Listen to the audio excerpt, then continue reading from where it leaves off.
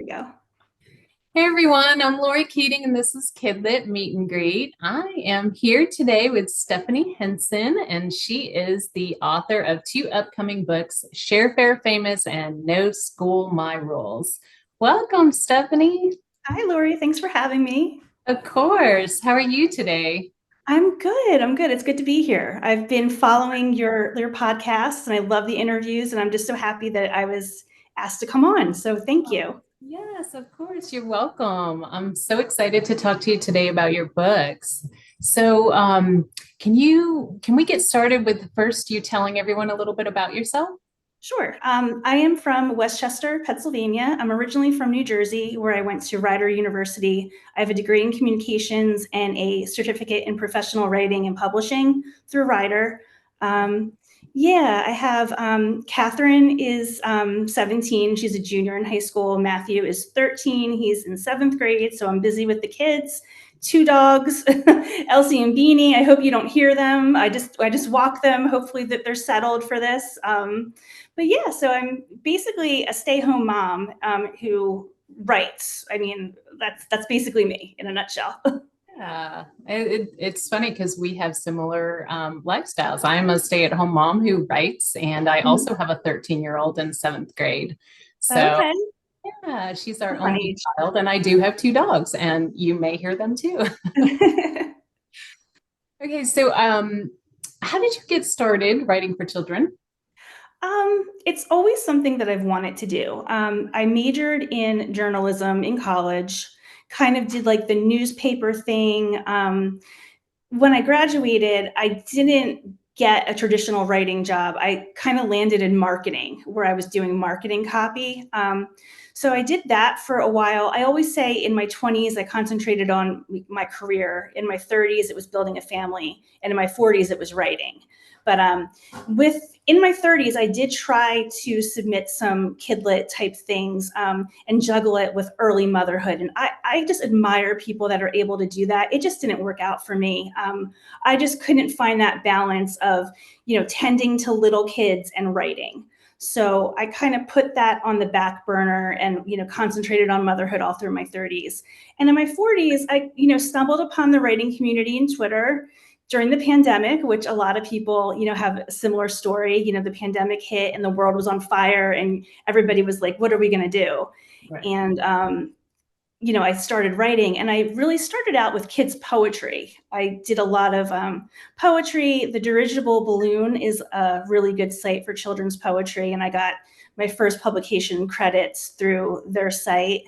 Um, yeah, so it just kind of went from there. I started in poetry, doing poetry submissions, thought about writing middle grade first, even before picture books. And there was this little boy that I used to follow on TikTok. His name was Franklin, and his mom would post videos of him all the time. And I felt like I was watching Franklin grow up. And I thought to myself, Franklin has no idea how famous he is. He was like 2 at the time, or maybe even 1.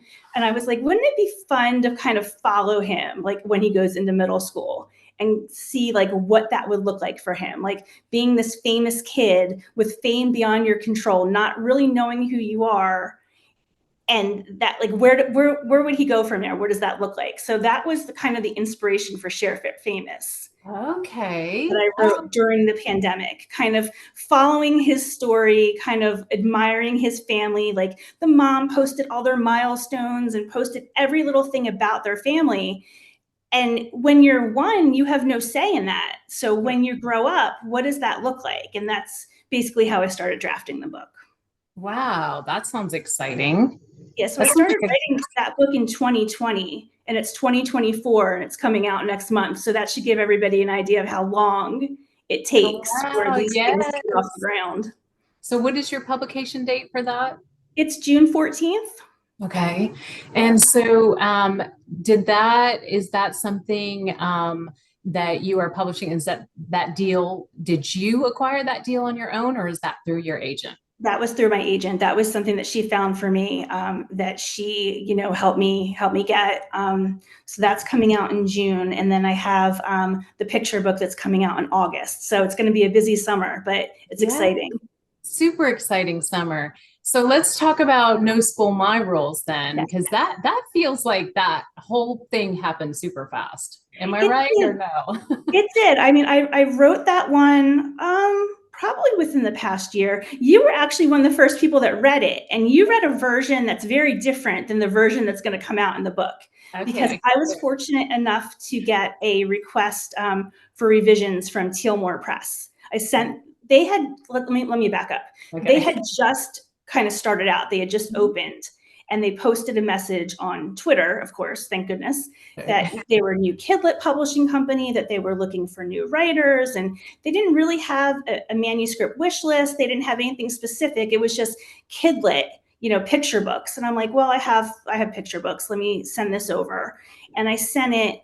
And I guess it was like maybe a week or two later that I heard back from John Seymour. And, he was like, we really like this, but are you open to some revisions? And as a creator, I'm always open to feedback. I Oh, think, of course. I always joke on Twitter, like I would give my left arm for an R&R. Like I really would, because I mean, I can do what I can do with stories, but Yeah, who am I to reject the advice from, people that have been doing this much longer than me? So sure. he came back with some suggestions, and they were valid suggestions. They've only made the story, better. Because I remember, like the version that you read, it's called No School My Rules, but there weren't very clear rules established in the very early versions. So we kind of worked through that, and now there's clear rules that are established.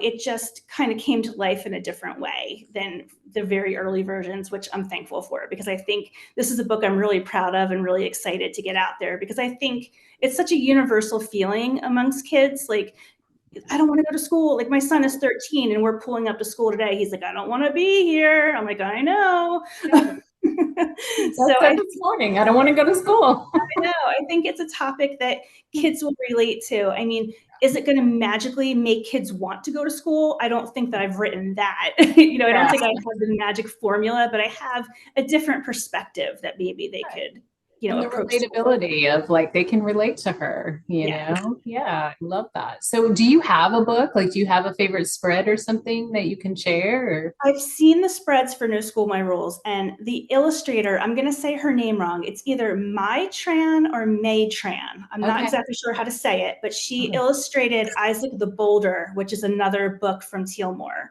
Yeah. And she is just crazy talented. When Yeah. I saw the spreads, I was jumping up and down. I'm like, she nailed it. I mean, she Yeah. took my words and she elevated them to a place that I couldn't even envision, and it was awesome. So Yeah. I don't know, my favorite spread, I think it's like right in the very beginning, where the little girl is kind of like pouting that she doesn't want to go to school, and you can see it all over her face. Even on the cover, her face like is just No, so I love that. expressive. The cover's so fun. And then, it goes through these like playful scenarios. If birds don't have to go to school, then I don't have to go to school. And then you open up the book and it's just this sprawling illustration of like these birds in flight and like what they would do if they didn't have to go to school. And like, they're flying carelessly, and she just captured that so vividly. And I just think it's such a beautiful spread. It's one of my favorites.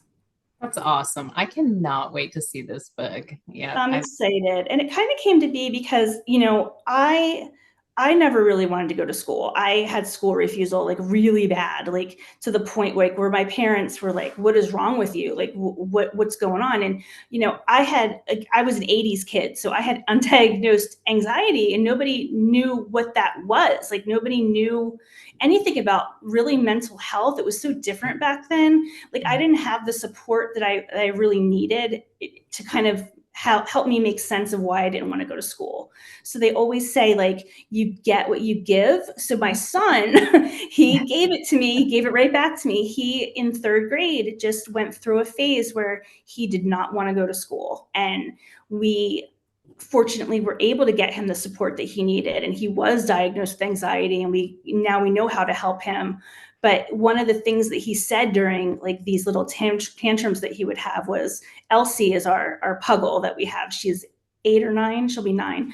And at the time he was like, well, if Elsie doesn't have to go to school, then I don't have to go to school. And in my head, I'm like, ding, ding, ding. Like that's the idea. Like, kids they just don't want to go, and like they'll come up with any excuse, any scenario to kind of make their case. And that was his case, that if dogs don't have to go to school, then I don't have to go either. And that's Yeah. one of the spreads in the book. I love it. I love that even logic of like, Yeah. hey, if the dog doesn't have to go to school, why should I? And Now, it see, kind of, yeah. so Go my ahead. daughter, she was homeschooled all the way up until this year, but and I know you can relate to this. Her struggle of not wanting to go to school is a little more, on the serious side. She's being bullied at Oh school. yeah. So I knew you would be the perfect person to talk about that because you have a book about that, right? Well, I have a poetry book called In the Right Lane. It was the first book I ever published, actually. And it's motivational pieces for children, kind of on those topics, like to manage their emotions and, deal with circumstances beyond their control, like bullying. Because I was bullied when it was really bad in high school. I think everybody kind of experiences it here and there, but like high school was really bad for me. So bullying is something that's really important. And so I do write a lot from that perspective. And there is a spread in No School My Rules about bullying. Like some kids don't want to go to school because they're bullied. And, there's reasons why this child doesn't want to go to school. Like she's not just being a brat in the book. Like she has reasons, and they're kind of backed up through, the illustrations and the text of why she doesn't want to go to school. And she goes through this internal logic of, well, ultimately I do have to go to school, and this is what it's going to look like, because it's not all fun and games for dogs that don't have to go to school, because they can't take care of themselves, they can't fetch a future on their own. So there are references to bullying in No School My Rules. And actually a really good thing about publishing with Tealmore Press, I mean, there are a million great things about publishing with Tealmore Press. I think if anybody has an opportunity to work with them, like jump, because it's been nothing but joy for me. But one of the great things is you get to select a charity that your book will support. And the charity that I chose is called Mallory's Army. And it's an anti-bullying, organization. It's named after Mallory Grossman, who was bullied, and she sadly took her own life as a result of the bullying. So Mallory's Army, like, just raises awareness of bullying and helps parents like get the support they need if your child's being bullied. So it's really just a great organization. I'm happy that the book is going to support them. Yes, and I love that you're saying that Tealmore Press, does that, that a Mhm. portion goes to that, because I think that, a lot of us write picture books that we would love to see that happen for. Um, so I know, like, I'm waiting for them to open up. I have a manuscript or two that I would Yep. love to send them. So, they just seem so great. Like everything that I see, they're just so positive. And the books that they produce look absolutely adorable. Yep. So yeah. They're great. I mean, John was just out. They announced their manuscript wish list, and he was Mhm. out kind of like picking up garbage on the side of the road for Earth Day to kind of like bring awareness Oh, to it the was fact that we have to take care of the planet. And they plant trees for every new follower they get on Instagram, and like just these really creative Yeah. ways to get people engaged and interested in their books and in their publishing company. So like I said, I've had a really positive experience working with them, and I can't So, wait for the book to come out. so is John, and like, is he part of Tilmer? Is he an editor or He's acquiring editor? I think he's the publisher. Okay. And he does do the editing. He has a team behind him that he works with, but Okay. he's really he was my point of contact for Okay. this project. I didn't know that. That's really good to know. I think Mhm. he seems like a really great guy. So He's got a lot of really good ideas. Like they're on top of everything. I mean, I emailed them to ask a question, and everything was answered, and I'm like, oh, I didn't even have to ask. Like, this is so nice. Like everything's just kind of going in the right direction. And yeah. that's wonderful. That's wonderful. I think they're going to, when they open back up, and I heard it's mid-June, for Mhm. anyone wanting to know, but I think they're going to get slammed with Oh, a. they're gonna get flooded. I mean, I even have something that I want him to look at, and I'm like, I'll be probably down on the list, but yeah. Yeah, I mean, I just think this whole thing for you is fantastic with your debuts, and I'm just super excited for you. Oh, So, thank you. yeah. All right. So, um, where do your ideas come from for your books? Um, from the kids and from situations that they might have gone through, situations that I've gone through when I was a kid. I might see something on TV that inspires me. I mean, it really just comes from everyday life, I think. Sure. Okay. Let's see. So, what is your favorite part about being a writer?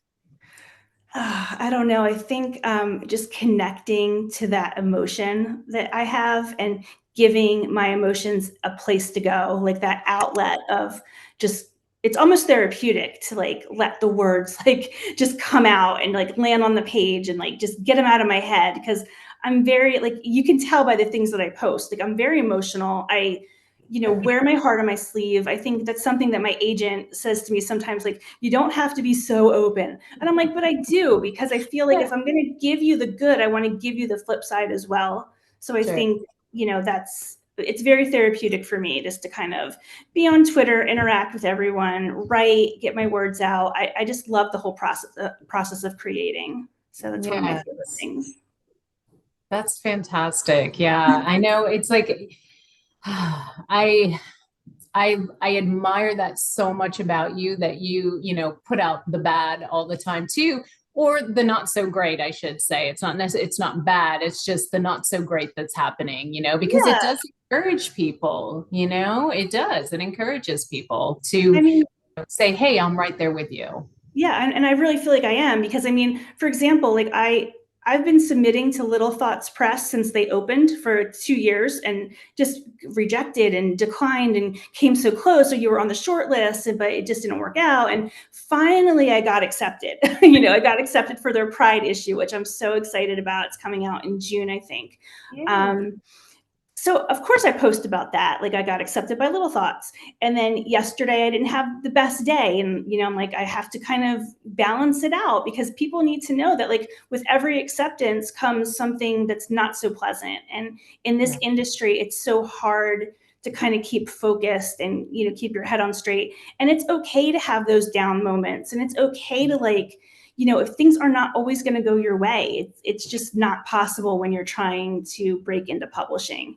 And I think Right. it's important for people to see the highs and the not so highs. Yes, I agree completely.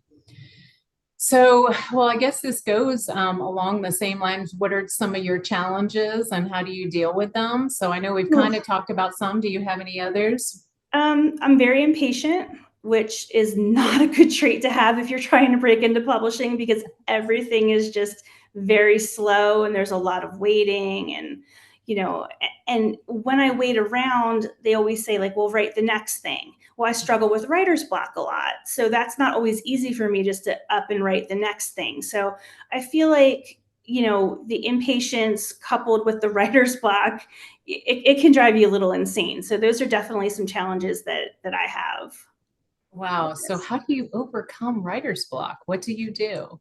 I read.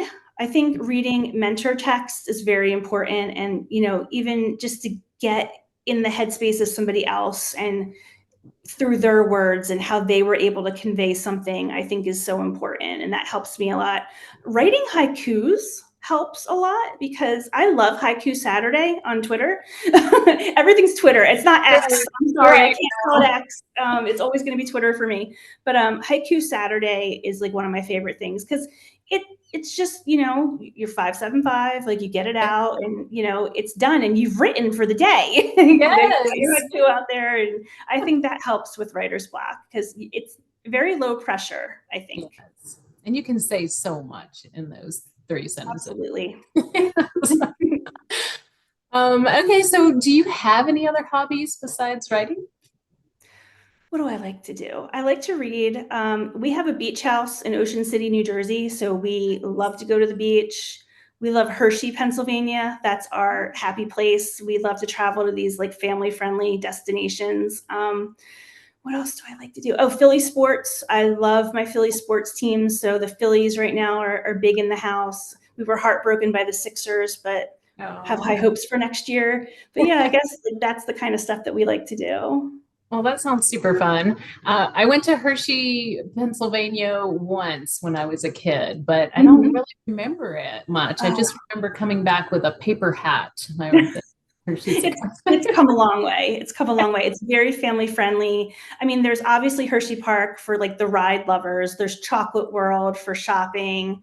They have Hershey Gardens, which is like beautiful What? flowers and you can walk through. There's a children's garden and a butterfly house. I mean, they have Oh, so much stuff. They have a theater. They have trying to think of what else they have there that's exciting. Oh, a museum that goes through the whole life of Milton Hershey.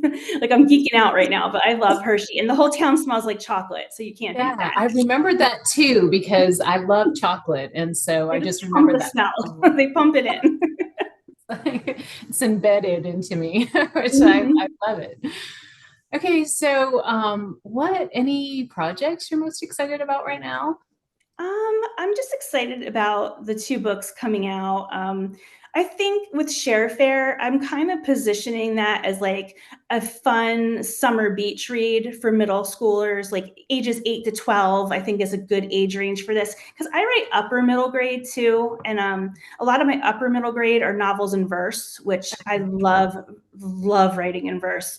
They're on sub right now, so fingers crossed that maybe they'll get picked up at some point. But as far as ShareFair, just promoting that and just like letting people know if your kids need a fun summer book for reading, for school. This is something that's very accessible. It's 200 pages. It's not very long.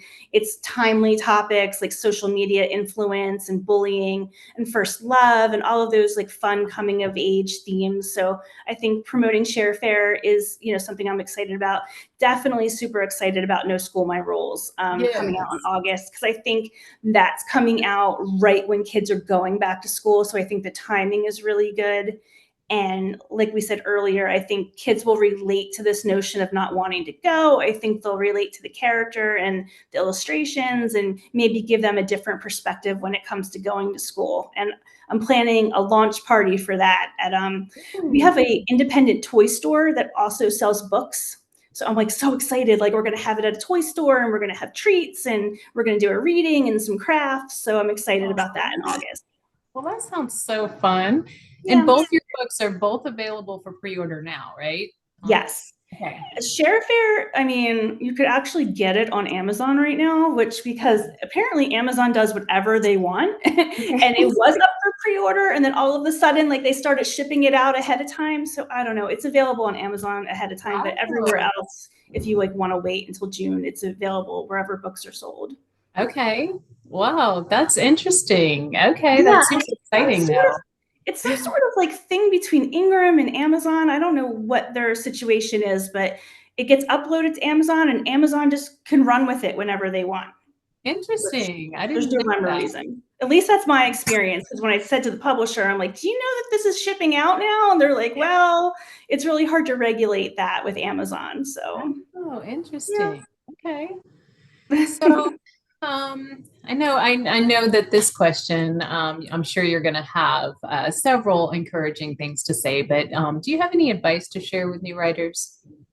First one, do not query a first draft because I did that when I didn't know what I was doing back in 2020. I'm like, oh, I wrote this. Like, let's see how it goes. No, don't do that. Make Oh. sure you have like good critique partners and make sure you have, other people kind of look it over and don't get too hard on yourself throughout this process. It's such a hard business, and there's a lot of waiting, and there's a lot of rejection, and there's a lot of emotion that comes with it, at least for me. And you just have to kind of understand that you're doing the best that you can. And at the end of the day, you're creating and you're writing. And that's the most important thing. Well, that's excellent advice. I couldn't agree more with all of that. Okay, so shifting directions a little bit, what is something you can't live without and why? Ooh, coffee, iced Coffee. coffee particularly. I love my coffee. I think if I didn't have coffee, I would be a completely different person, not for the better.